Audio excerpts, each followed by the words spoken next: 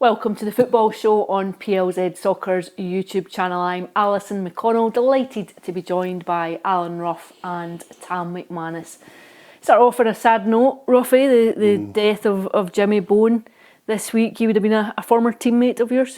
Yeah, early doors. Jimmy came to us with a pre-season game against Bury away back in 1969, something like that, and right away you could tell, he was one of these strikers, had his eye for goal, and he continued that right through his career, and a great guy to be with, great fun in the dressing room. I think any team he's been at or any players he's been in contact with will say exactly that, just full of enthusiasm for the game.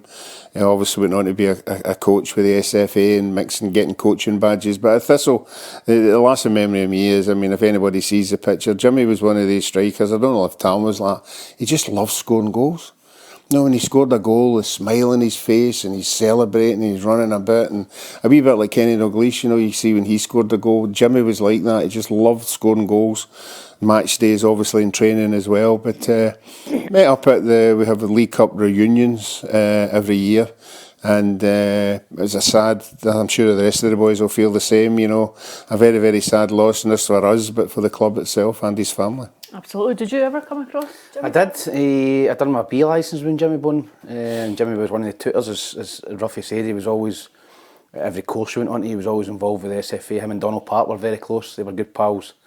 And I didn't know him obviously as well as Ruffy, but in the little drills you were doing, some great information, and he was quite good humour as well. If you were making an arse of your drill, he would soon tell you, but he would do it in a good way. So yeah, it's a sad loss for his family and Scottish football, really. A lot of people won't know this. When we won the League Cup in '71, Jimmy was a part-time miner.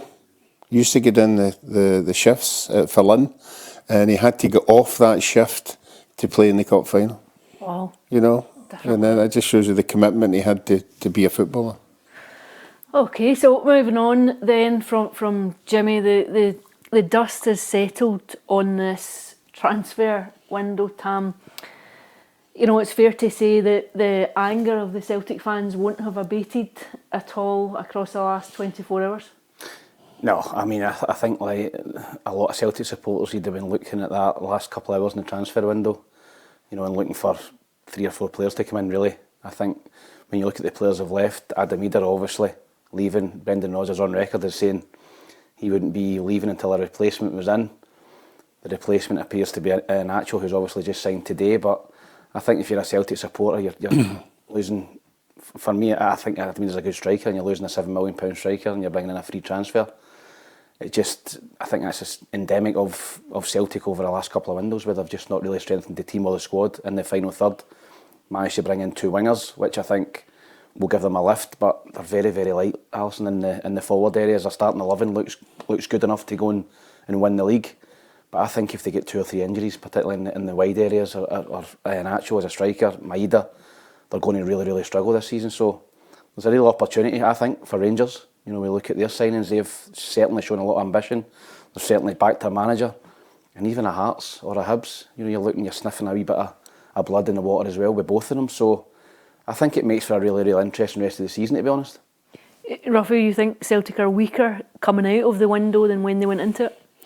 Well, we don't know how good the 2 wide men are. We know what Jota did, we know what Kuhn did. If they're as good as these 2, then that would sort of ease the problems a wee bit, But if Brendan Rodgers comes out and says that this new striker needs 4 or 5 weeks to settle, there'll be an outcry. Celtic were looking for a number 9 to come in right away and score goals. This boy needs to come in and show everybody that he can score goals. He hasn't done it in the past. And he's not played yet. It's one of the reasons why they've let him go. If he was 4 goals last season. If he was that good, he wouldn't be coming. He would have been staying at the club he's at, and obviously they released him for his contract, so there's no money involved. So high hopes. Brendan Rodgers is pinning on what he saw at Leicester City. I don't know how many years ago that was, but he's obviously he has set it on fire to get to Seville. But after that, there's been nothing. So Rodgers had said, the fans will love him, Tam. But he's 28. He scored 4 goals last season, 3 in the Copa del Rey, and then 1 on loan in Middlesbrough. I think the season before was 8 goals. So you're not looking at a prolific goal scorer. He's not played a lot of football at all. He's not played yet this season. So he's coming in cold. He'll need to get up to speed. Is he a player that you think can make a contribution? I think he can, but I think he needs to get himself fit. I think that when you look at, you're both right, he's not played a lot of football. I think that the good thing for him and Celtic is it's international break. And as someone who's been out of contract and come into a club and you're a wee bit behind everybody else, it's a great opportunity to catch up fitness-wise. So I would suggest that for the next 9 or 10 days at Lennoxtown, he's doing a lot of running, he's doing a lot of conditioning work. And I don't think Brendan will put him in until he's ready. And I don't think it'll be 4 or 5 weeks, roughly. I think it maybe be, I think their next game is Kilmarnock away. And then after that, it's Partick Thistle in the Cup. So I would be targeting the Thistle game probably to give him 2 to 3 weeks to get yourself fit, because the Celtic fans are not happy with it. I think they're going to judge him instantly. As soon as he walks on that park, as soon as he starts playing, they're going to make their mind up. He's a diddy or he's good. So I think that Brendan will nurse him into the team and bring him in when he's ready. But I think pedigree-wise, he's got a good pedigree. But as you both said, the last couple of seasons, he hasn't done a lot. He went to Middlesbrough on loan. You know, speak to a few Middlesbrough fans, they weren't enamoured about him either. So I think it's a real risk, and I think it's a real kick in the teeth for the Celtic fans when you look at possibly getting Kasper Dolberg in for £8-9 million. A fantastic pedigree. You know, scored goals at a very, very high level for Ajax and Leipzig, and then you go to Ian, no disrespect to a free transfer who's just been released for Seville. So I think it's a real come down for a lot of Celtic supporters. You've also had a window, roughly, where Brendan Rodgers has made it very clear that he's not had the calibre of player in that he wanted. He's not had replacements in that he wanted. He said on Friday, Adam Ida won't go until I have a replacement lined up. Has he been let down? I think so, yeah. I said that last week to Peter. I thought somebody needs to come out and clear the air. You know, there must be reasons why they left it so late. There must be reasons why. What was the input for the manager? What was the input for the board? I don't mean for the two of them to have a go at each other. Just let the fans know that how hard it is to get quality players over the line to come and play for Scotland, if that is the reason. Because the majority of the fans that are out there do not know who to shove this blame onto for what has happened in a window, a club that's got so many millions of pounds that they can't go out and identify somebody very, very quickly and bring them in. I think, to me, the blame has been apportioned quite clearly at the foot of the board and to Dermot Desmond for not getting the kind of calibre of player in that Rodgers had wanted, that they've not been able to strengthen that squad. But Alison, don't you think you need to know why? I mean, these are businessmen. These are guys you wouldn't think would be risking, you know, messing about and everything. There must be a reason why, or there has been deals that are coming through and fell through at the last minute or whatever. And I know the board get the blame. There's no doubt about it because they've got to deal with it. But I would like to know why they made an absolute pig's ear of it, you know, and maybe it would take some of the pressure off. Not all the pressure, but a wee bit of it. Yeah, I think they're probably on a hiding to nothing if you come out and say, well, we didn't get them across the line for X, Y and Z. People just want to see a bit of action. But to me, it points to maybe a failure of strategy, a failure of recruitment strategy, of not having a clear blueprint of exactly what it is you want to do and being organised in terms of how you approach that and how you approach not just the window that you're in, but subsequent windows. Yeah, and a club the size of Celtic with 60, 70 million pound in the bank, you can't be scrambling about at 11:15 on deadline day looking for a striker. You know, looking for somebody. They've obviously said to Ian Atchell's agent, listen, get him released, get him, see if he can settle his contract with Seville and we can sign him outside the window. So they obviously had that in the back burner, but you can't be scrambling about. You've got 6, 7, 8 weeks. You've got the whole summer to try and get players in, and you're leaving it to the last minute. So Paul Tisdale's another one whose head needs to come above the parapet as well, because he's head of recruitment at Celtic, so he's identifying the players. For him and Brendan Rodgers, we're working closely as well. You've not heard a dicky bird for him. Is it down to him to get the deals over the line, or is he the guy that goes in and identifies? Yeah, I think the bottom line, the manager's job is to identify the players. I can't imagine that in January, Brendan Rodgers had a piece of paper with 10 names on it and gave it to somebody and said, look, they're the 10 people I want. I know you might not get them all, but there they are. Is that how it works now in the modern game? Well, they're the ones that have got to deal with the finance. I don't think Brendan Rodgers is going to be dealing with, oh, it's 8 million, we'll give you 6, we'll give you whatever, blah, blah. But this is a big part of the problems at Celtic, or certainly the perception of problems this summer is a big question. Well, who has signed these players? Because when you listen to the director of football do? What's his remit? What does he do? If Brendan Rodgers is identifying the players, what's he telling the director of football? What's he? Yeah. You know, there's a link here that everybody's got a responsibility to do their bit. From what Brendan Rodgers is sort of saying, I've done my bit. But you also have players that the manager has been keen to almost say, well, these are projects, these aren't first team ready players that are coming in. These are guys that aren't going to feature in my first team. I think they've signed 10 players across the window, but you've maybe only got 3 that you think will be first team ready, possibly 4 that you think will be first team ready. Is that where does the blame lie for you? I think it's got to come from the top, Alison. I think that when you're looking at the board, you know, they're the ones that they pull the trigger on the transfers. They pull the trigger on the fees. You know, I think they messed about with the boy Dolberg as well. I think they've, you know, just pay the money. They're allowing teams to come in at the last minute. Leave the door open to other teams to come in. Exactly. You know, Ajax come in, they just sold their striker. So they're looking for a striker. So it's like a chain of events where Celtic could have went, you know what, there's your £8 million.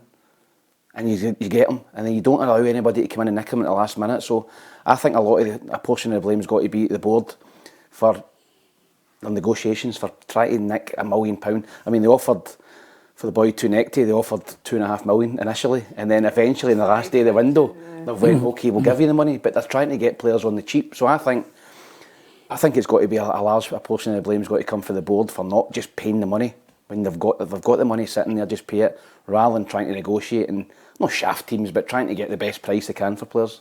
What's been evident though across the last couple of weeks is a clear disconnect between the manager and the board, and we've heard the public comments, we've heard the criticism, both between the lines and what has actually been spoken in press conferences. But what happens now, roughly? Like, where does Celtic go from here when you have this kind of broken trust behind the scenes? Yeah, the only way to sort it out is winning games.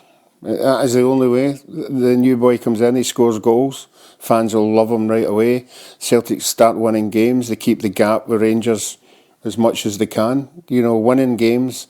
The new players coming in being something that we don't expect them to be great, but if they are very, very good, if they're a Jota or whatever, you know, and they're doing well, the fans will just unite. It's if it goes the other way. What you've done is you put yourself on a added pressure that you don't need, you know, because of the way things have went during the summer, and the only way to sort that out is for the players that have coming in producing the goods and the team keep winning. Is there a relief maybe this week that it's an international break, Tam, that there's a bit of downtime? It might just it won't entirely remove the anger that Celtic fans feel in this window, but it might remove some of the rawness of it. Whereas if there had been a press conference this Friday to preview a weekend game, I think everyone would have been watching with real interest. I think had there been a game at Celtic Park, for example, this weekend, it would have been it would have been a fairly interesting watch. Yeah, well, I think that when you look at the Celtic board, I think they'll be relieved this is over, this window. I think Brendan Rodgers will be relieved. I think he's got his players in now. Right, that's what I've got to deal with till January. That's what I've got to work with. I think he'll be looking forward to getting an actual win and working with him and see where he is fitness-wise and looking to work with the new players. So, as I said to you, I think that Celtic's starting 11 is pretty strong. But I think underneath that, you know, there's not a lot of options in the forward area. So, yeah, they can go away. They can maybe have a few days off, you know, refresh their heads and come back in ready for Kilmarnock away in the first game back. But I think the supporters will still be looking at the board and still looking at the team. And as Ruffy said, it's okay just now. You're sitting top of the league. You know, and Rangers are struggling. But if that can turn quickly, we've seen it with Ange Postecoglou losing his first couple of games, still winning the league.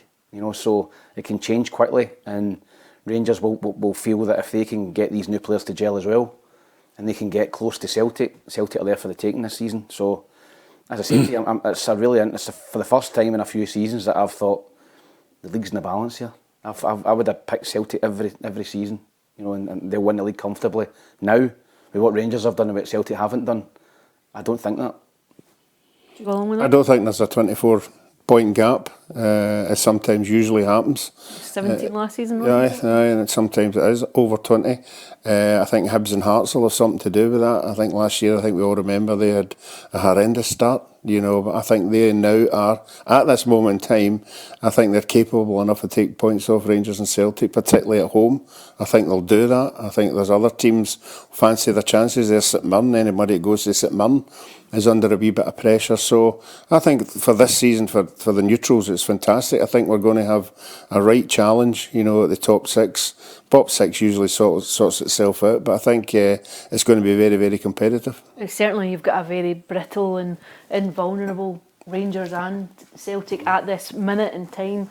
Both of them look very frail, and the fragility around them, and just in terms of the noise around both clubs. Do you see, for example, Hearts or Hibs being able to take advantage of that, or Kilmarnock on that first weekend back after the international break? Yeah, I do. I think that maybe not so much Kilmarnock. I haven't been massively impressed with them. I think they've started with Park. 4 draws. That's a tough place to go, and traditionally they do give the Old Firm a game down there, but definitely Hearts. You know, I look at Hearts this season, and I've seen them a couple of times. I don't think they've played particularly great, but they're winning games. You know, they've picked up 10 points out of 12. Huge game coming up after the break. You know, about Rangers. That will tell you everything you need to know about Hearts this season.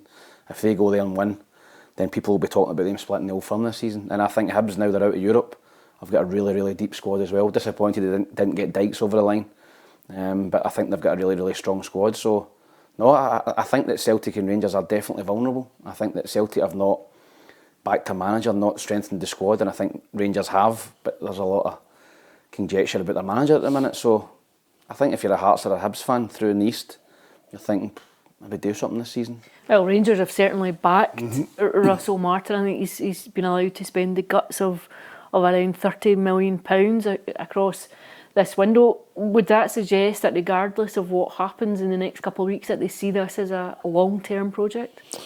Yeah, but again, it's okay saying that, you know, that you have to sit in and wait till I get it together to get my best 11 on the park. Again, fans might put up with that for a wee while, as long as you're winning games here and there, picking up points. But again, if that gap gets bigger, you know, and Hearts and Hibs start staying above them, you know, then supporters just be natural, just say, well, we're not waiting. We want it now, you know. So he'll be hoping the same as Brendan Rodgers, that the players that he is going to put in that first team are going to turn it on, you know, when they come in. And I think Rangers more than Celtic need a settled 11. At this moment in time, I don't think he knows what his best 11 is. He's brought that many players in.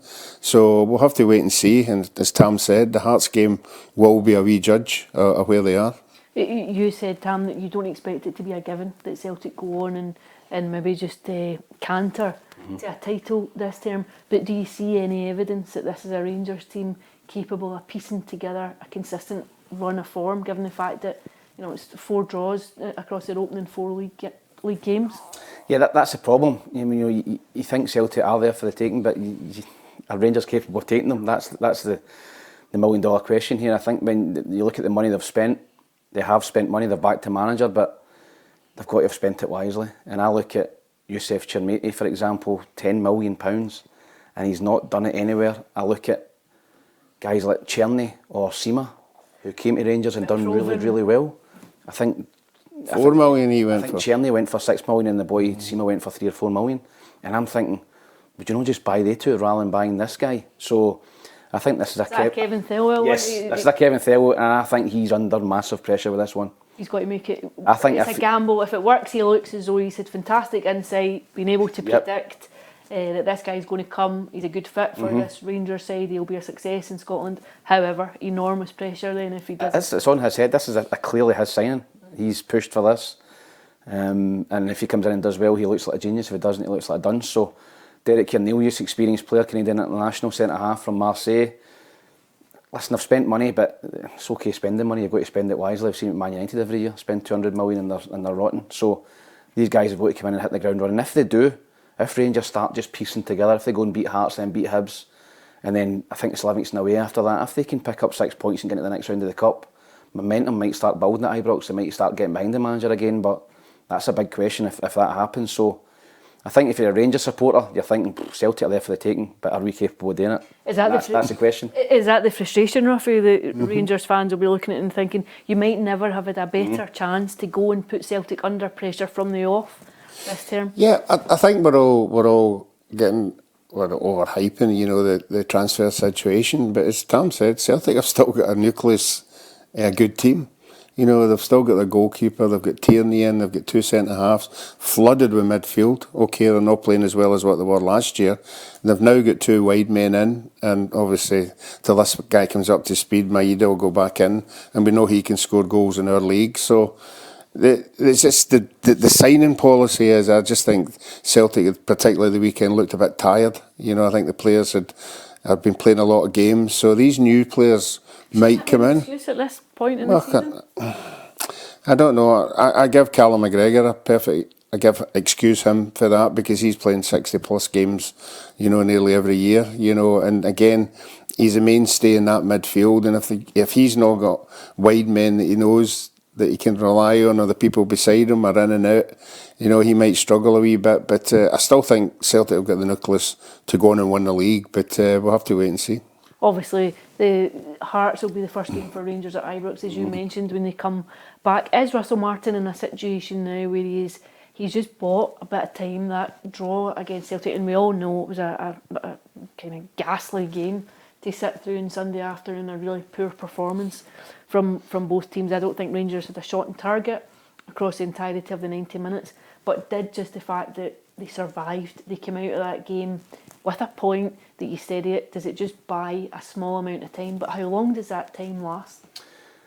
Not long in Glasgow, Alison. I think that it does buy him a bit of time. I thought the Rangers supporters would have come away for that game thinking it's a much better performance, and the players looked as if they were putting it in, the effort.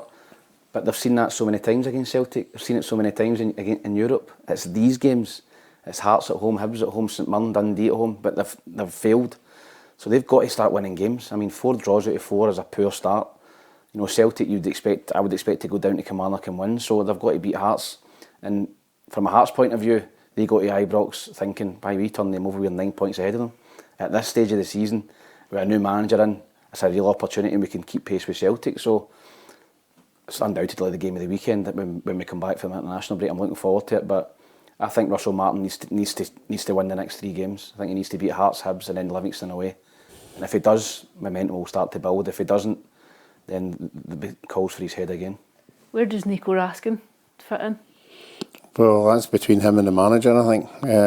We don't know where the 100%, you know, where the fallout was. We're hearing rumours. He's very mouthy in the dressing room.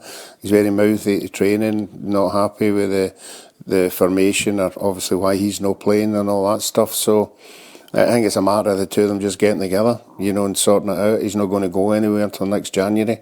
He's a quality player. He's a player that would make, I think, Rangers a better team. You know, so there's no point in having him sitting in the stand till January. They've really, if he's a man manager, he really needs to get him in and get his head round about it and say, look, I need you here. It makes sense. I mean, arguably their best midfielder in the latter half of last season. It makes sense that you're a stronger team when he's in, and it makes sense from everybody's perspective, not just the club to have him and have your hand strength and be playing him, but also for the player himself. If he does want to get a move or whatever, he needs to be playing rather than sitting on the bench or not featuring at all. Have you been in a similar situation where you've had a player fall out with the manager? Not got enough time, Alison. We've only got enough 4 or 5 minutes. We could be here all day. I was probably one of the mouthiest ones in the dressing room, but I think you can be mouthy. I think you can be. I think if it's in the right way. I think if it's in the right way, Alison, you can get your point across. And I think now, modern day football, managers probably like to be challenged a little bit. As long as it's, you know, why are we doing this? Why are we doing this in training? Why are we doing this drill? I don't mind that. I get that with kids at Braidhurst. What are we doing this for? I'll say, well, we're doing this to get into the final third and want to get into this area to cross and finish. Okay. So it's fine doing it in a certain way, but if you're just undermining the manager, if you're just being a bad egg, then that's not the right. If you're sitting in the dressing room with all the players and the manager's making a point, and you're the one that disagrees with him all the time, all the other players start going, oh, wait a wee minute. you know, and then that's when it becomes a bit. Well, that's interesting because, you know, the suggestion was that the senior players didn't have a problem with him not being part of that squad for the Celtic game. But it depends what he said. You know, why was he not in it? Why was he not training with him? Why? What was the thing that tipped it over the edge? You know, who was it? Was it him? Was it his dad? Who? We don't know. You know, what's your dad phoning up Jock Stein and saying, "I'm not happy you're not playing my son. I will get to."